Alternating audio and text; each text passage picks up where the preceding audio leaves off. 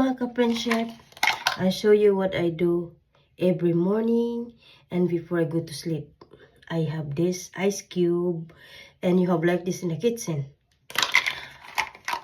Ako ibutang sa akong naong mga ka-friendship. Pawa sa mga kulubot ug sa aybag-aybags. Right here.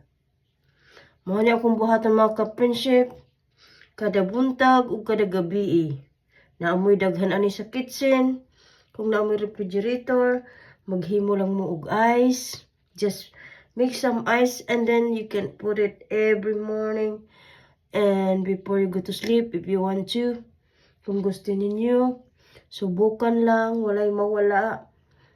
Kay ice raman pawa sa mga kulubot-kulubot, wrinkles.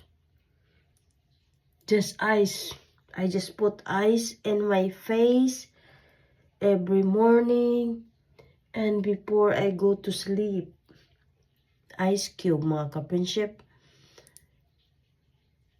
Subukan nyo mga ka-friendship kung gusto nyo. I have a lot like this. Just try mga ka-friendship. If you want to try, there's nothing. Walay mawala. Just try if you want to. Ice cube. Pawa sa mga kulubot o sa eyebags kay dugay man matog. Mara na akong buhaton mga ka-friendship. Morning and before I go to sleep.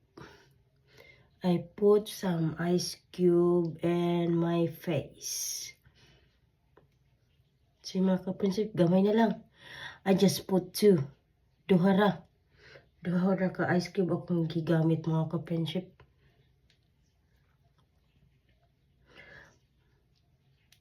Yep, mga ka-friendship, that's all I do mga ka-friendship. Bye mga ka-friendship. Thank you for watching.